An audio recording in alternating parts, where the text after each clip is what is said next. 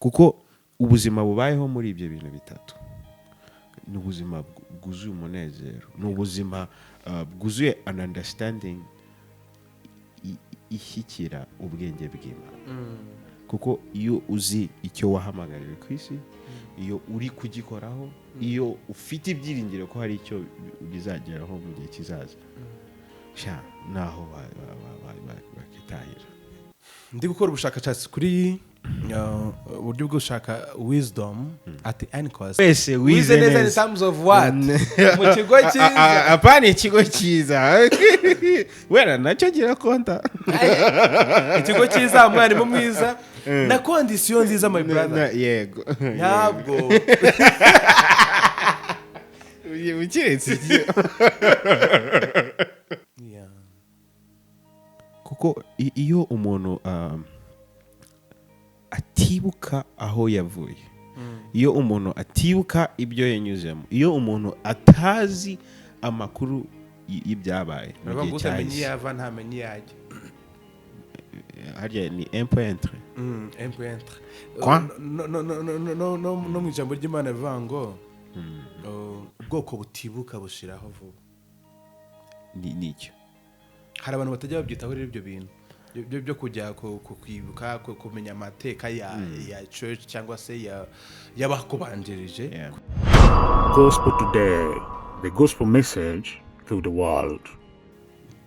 Welcome back my people. Twizere ko mumeze neza cyane, twizere ko muri amahoro, twizere ko ibintu byose birimo biracamo from A to Z. Hari igihe bitagenda neza nyine pole sana, abantu barwaye, abantu bari mu bitaro cyangwa se bari mu rugo, ubuzima butameze neza pole sana. Nitwa Fidele Gatabazi, iyi ni Gospel Today. Please niba utarakanda subscribe, please subscribe. Harya yabe ora subscribing. Nara subscribing. Okay, thank you. Kera ariko ni ya kera. Hari abantu bakoze subscribe kera bongera bagakuraho subscribe uburyo ubu yivanyeho abaguhemukiye. Yes, our guest ya best turacyari kumwe tugarutse muri wisdom at any cost. I like that. Ntabwo ushaka kumukunda nakunze iyi topic. It's very amazing. Abantu batabonye part 1 mugende mujye kuyireba hasi murayibona. Ubu rero turagarutse.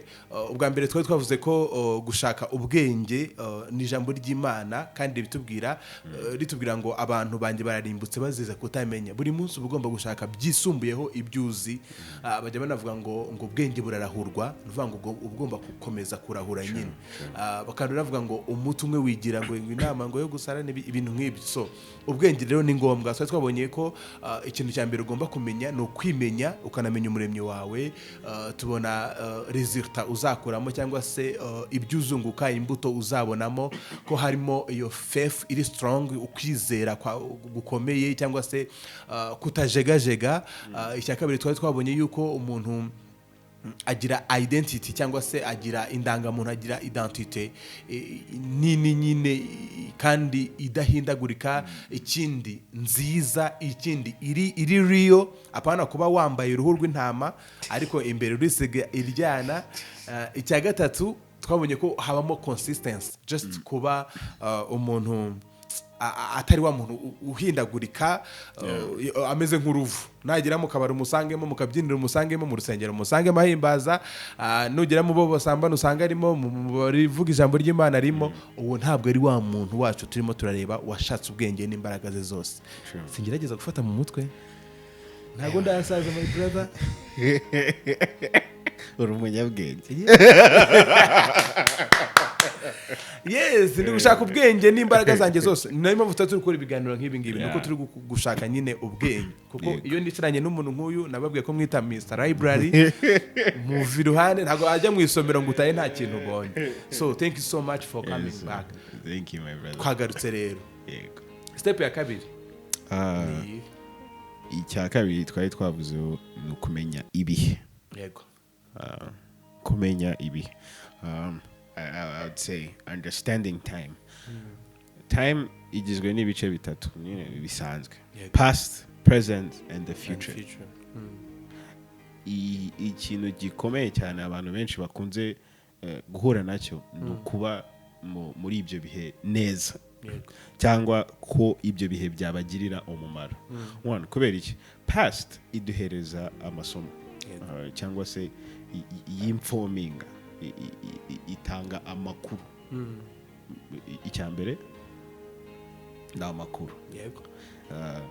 Kuba uzi neza ibyabaye cyangwa se kuba ufite rekoro nziza y'ahahise uba ufite amasomo.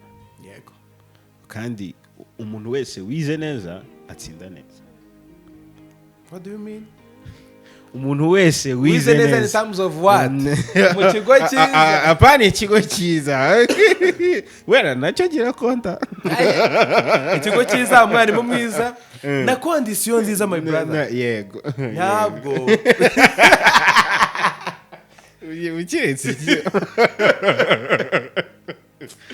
well, I don't want to cry. It's okay. Don't cry. Icyo mvuga na gari GS versus GHN ahubwo ni amateka yawe nk'umuntu, amateka yanyu nka society, amateka yanyu nk'itorero. Hari abantu benshi bica umurimo w'Imana kubera ko batazi amateka y'itorero. Imana ugasanga ibintu byose byangiritse kubera ko utafite amasomo yo mu gihe cyahise, utazi amakuru y'ibyabayeho mu gihe cyahise. Do I have to know? Yes.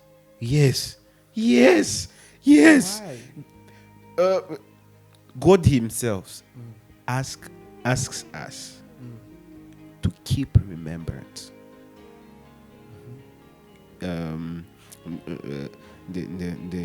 Ikintu God yigeze kubaza ngira ngo n'Abisirayeli abaza ngo niki kibateye kwibagirwa. Kuko iyo umuntu atibuka aho yavuye, iyo umuntu atibuka ibyo yanyuzemo, iyo umuntu atazi amakuru y'ibyabaye mu gihe cyahise, yava ntamenye yajya. Harya ni impointre. No mu ijambo ry'Imana bivuga ngo ubwoko butibuka bushiraho vuba.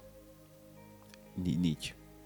Hari abantu batajya babyitaho rero ibyo bintu byo kujya kwibuka kumenya amateka ya church cyangwa se y'abakubanjirije kugira ngo umenye. Kandi mu bwenge usibye no kumenya ibihe byagiye bibaho gute, what happened after here, kubera ko unashanga ibintu byinshi bizanabona mu gihe kiri imbere byari biriho mu gihe cyashize cyangwa se byaravuzwe urumva. Ugasanga sokuru cyangwa se basogokuruza basize babivuze, they mentioned cyangwa se hari umuntu wabihanuye ariko ntiwigeze ubyitaho, ukabona bigusohoyeho. Wa umuntu uri wise avuga ati ariko byari byaravuzwe, byarahanuwe, byanditse somewhere, birahari. Kuko ukuntu isi iteye, Salomo we yaravuze ngo nta kintu gihe munsi y'ijuru. Ariko ikintu gitangaje ni uko inyandiko za kera zihora ari nshya mu bantu, mu matwi y'abantu. Inkuru za kera ibyo byose byarabaye.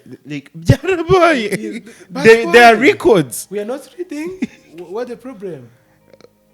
Imwe mu ishusho y'ubwenge ni umusaza. Kubera iki? Kubera ko yabayeho igihe utaruriho from the past. Iyindi shusho y'igihe y'ubwenge ni igitabo. That's why you are writing books. I hope it can never reach the future. I hope my book will sometimes hari poem mfite mu gitabo cyanjye yitwa In My Silly Scrolls. Kubera ko ntago nifuza ko nakandika ibintu by'uyu munsi gusa.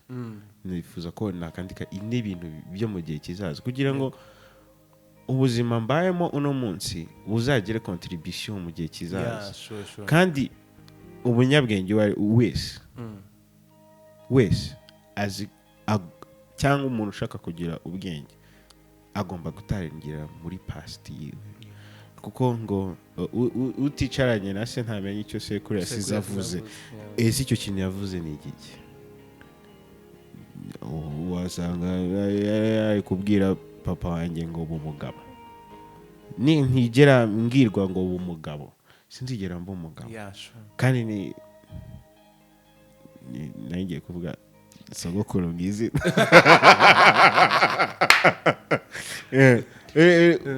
nyine nibyo ngibyo hari ibintu byinshi nka marriages zipfa kubera ko abantu ugasanga niba understandinga ibintu bibabaho kubera ko they don't know their past. But you know more about marriage. But did you marry before? No. No. My guy. I am the baby. Hey, baby. Urumva akenshi nyine gikunda gutanga kuri izo ngero niyo mpamvu ngacishijemo. Well, impamvu nuko I think abantu ntago bayihereza weight ikwiye kuba ifite. Yeah, sure. Kandi that's why umunsi wakoze ubukwe nzaba ndi proud zavuga ni uyu mwana mbahaye. Urumva wowe bride uyu mwana ngo haye Imana izafashe. Wa mukobwa urahiriwe mu bakobwa bo mwisi nawe ugiye kuba nka Bikira Mariya. Yego. Anyways.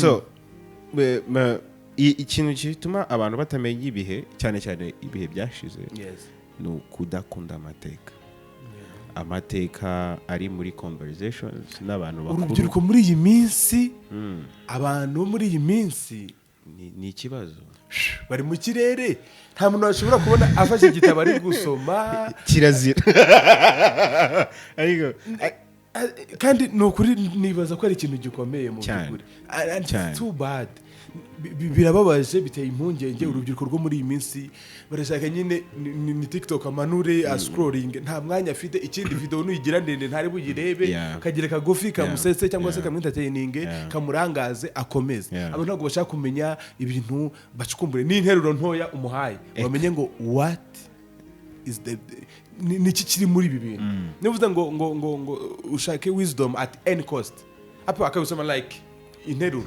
another scam cyangwa ni scam mu by'ukuri hari mwiki nubuye butunzi bubitse muri iyi nteruro ntoya icyo kintu rero cyo gutesha agaciro amateka cyangwa se gutesha agaciro ahahise ni ikintu gituma umuntu atamenya ibihe kandi iyo utamenya ibi biragoye ko ugira ubwenge. Haruvuga ngo ibyashize nyine ngo byararangiye ngo nyine ngo byari ibyabasogokuruza ngo byari ibyaba data ubwo nyine ngo natwe ngo dutumbire ibiri imbere ngo ngiye ngo ndeba ngo future ngo ibindi ngo byahise ngo ntago mba mbyitayeho ngo ejo nyine ngo harejo ngo moving forward.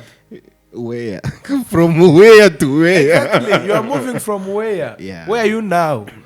Nubikeneye nyine ngo icyo ndeba ngo nejo hazaza ngo naho ibyahise my dear utamenye yuva ntumenye niyujya utamenye nyine hahise hawe buriya amateka ni ikintu gikomeye yaba amateka yawe amateka y'igihugu cyawe amateka y'itorero ryawe for everything igisekuruza cyawe ni ibintu bikomeye cyane. Iyo ni party yahahise importance of the past. No, importance of the present. Cyangwa se kumenya igihe cy'ubu. Ubu. Asha. Nabyo ni ikibazo. Ndi referring kuri Bible cyane kubera ko it's a timeless book. Paul yandikira Romans ngira ngo ni is it 8 or 12? Ni 12 ngira ngo. Yaravuze ngo ntimukisanishe n'abiki gihe ahubwo muhinduke rwose mugize I like the English Bible nagivuga ngo heart mind the reason why even I introducing a faith gukizwa I'm introducing a new mindset mind kuri njyewe ni ibitekerezo bishya, ni ubwenge bushya, ni wisdom. kubera ni umuntu wari uri mu mwijima Nyuma. umurikiwe n'umucyo ukangutse like akanamenya ko ari umucyo. yeah, sure. This shows something to do with the importance of the present. Kubera ko in the present umuntu aba afite chance ebyiri zo guhinduka cyangwa zo kuguma uko yari ari. Yego. Iyo uhindutse kandi wahindutse ahindura n'abandi. Amahirwe y'ibintu byose bishoboka kubaho ari muri uyu munsi. Kumenya ngo nkwiye gukora iki ngiki nonaha nicyo kintu kigira umuntu umunyabwenge. Gukoresha igihe cyawe neza. Icyo gihe baba bavuga ntabwo ari igihe kizaza, nta nubwo ari igihe cyatanze, ni today nonaha. wow. Niho harimo ubwenge. Kuvuga ngo ahangaha ndi uyu munsi, uyu ndi we uyu munsi, abaye hate, akora iki, ndi gukora iki, ndi kurwana n'iki, what is na wa mu future visionalist wacu ntago ashobora kugira iyo future ye today yirengagije. Wa muntu uvuga ngo ngiye ngo ndareba hazaza, uri hese uri he uyu munsi mu byukuri ugasanga umuntu ahora avuga ngo njyewe icyo ndangamiye na hazaza n'ejo heza ngo habana banjye. Uri gukora iki uyu munsi kugira ngo abana bawe bazagire aho ejo heza? Uyu munsi hari ibintu leta y'u Rwanda yakoze byitwa ngo n'ejo heza. Ejo heza barebye ko umuntu azigama uyu munsi kugira ngo ategure ejo heza. Naho guhora turirimba ngo ejo heza ngo twubake u Rwanda twifuza ngo imbere ni heza. Imbere ni heza uyu munsi uri gukora iki? What are you doing? Ni heza mu ndirimbo gutyo gusa nyine tugire morale dutahe dusafaringe. Uyu munsi uri gukora iki kugira ngo imbere yawe habe heza? That's it. With the present no kumenya the power of now, kumenya imbaraga ziri muri nonaha. Kubera ko iyo mu gice twabanje ni kumenya ahashize ni byiza, ariko imbaraga ziri muri nonaha ni ho hantu ushobora gukora impinduka iyo ari yose. Niho hantu ushobora gutegurira ahazaza hawe nonaha naho agaciro. Ariko abantu benshi bariyo nzabikoresha nzajya ejo, nzatangiza iki ejo, nzakora business ejo. Ubwenge bukagenda uko nguko. Colleagues. Yes. No, tujye kuri future rero navugaho ibintu bibiri. Icyambere itanga ibyiringiro kubifite cyangwa kuwamaze understandinga ahava icyo ari gukora n'ahazaza, abasha kugira ibyiringiro byo kuvuga ngo uyu munsi ndi uyu nguyu bitewe n'ibi ngibi, mfite ibyiringiro byo kuzaba iki ngiki. Ariko the bad thing ya futuristic mindset, futuristic is a good word, ariko nyine kuba mu gihe kigiye kizaza gusa bigutera anxiety, bigutera kumva ko ntacyo urageraho, kubera ko ntabwo uri kwikompera nawe wowe uyu munsi uri kubona nyine ububi bw'ahazaza biteye ubwoba, ukagira ubwoba. Yego. Rero kumenya igihe ukwiye kubamo bikwiye kuba byakwikipinga, kumenya ngo urinde, uri gukora iki nonaha, urashaka kuzaba iki mu gihe kizaza. Kuko ubuzima bubayeho muri ibyo bintu bitatu ni ubuzima bwuzuye umunezero, ni ubuzima bwuzuye an understanding ishyikira ubwenge bw'Imana. Kuko iyo uzi icyo wahamagariwe ku isi, iyo uri kugikoraho, iyo ufite ibyiringiro ko hari icyo bizageraho mu gihe kizaza, naho bakitahira. Ndi gukora ubushakashatsi kuri uburyo bwo gushaka wisdom at any cost. Nabonye ijambo rikomeye cyane rivuga ngo when you judge, when you get wisdom, you are a good judge because you judge wisely. I love it. Nakunze ukuntu nyine uburyo umuntu wese abantu bajudginga twaho ubuzo bwo kujudginga abantu barajudginga ako nabonye ukuntu nahise ntekereza uburyo umunyabwenge ajudginga ajudginga nyine nk'umunyabwenge aranaliza arashyira mu ntuzi ntago ahubuka umuntu ufite ubwenge bw'Imana afite ukuntu ibintu abibona we binatandukanye nuko uri kubibona cyane kubera ko wenda dukomeje kuri ino step iyo turiho habamo ibintu bibiri habamo someone who understands ufite information kandi yavanye in the past akaba ari kureba ikintu akwiye gukora ako kanya ariko kavuga ngo bizagira ngaruka ki bira bintu bitatu bitabizira icyare yego noneho hari n'umuntu ubona iyo judgment yenda tuvuge mbonye ya best bari kumutera amabuye kubera ko ntari wise nta wisdom ntaki ngahita nanjye ntera amabuye sinzi uko byagenze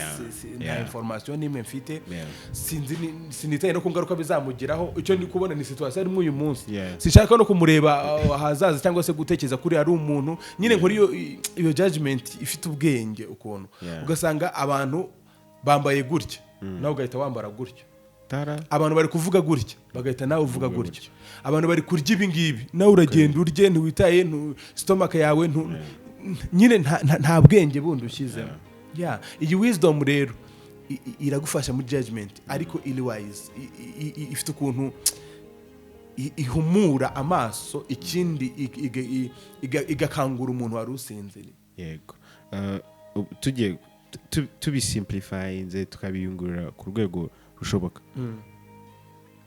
kumenya ibihe bivuze kuyungurura ibikorwa n'ingaruka zabyo that's it simply reka dusoreza aha turagushimiye cyane ya best murakoze cyane iyi wisdom at any cost tuzayivuga kugeza igihe simbizi yes agarutse kuko ni binini cyane yes ni binini kandi biri interesting biraryoshye agace kose dukoze mbona umva karyoshye kandi ari keza cyane so tuzagaruka dukomeze tuvuge tuti why wisdom at any cost este iyo cost ni iyi kuki sibavuze at any cost kuki wisdom bayihaye imbaraga zingana gutyo ubundi nuko ifite akahe gaciro uko turi kugenda tubizamukamo umuntu agenda kura yumva imbaraga zabyo kandi ndabizi ko we thank us later. Yes. Thank you so much for being with us. Turashimira cyane ya best mwanditsi w'ibitabo kubera iki mwana yes I'm proud of you at your young age. Buy my book.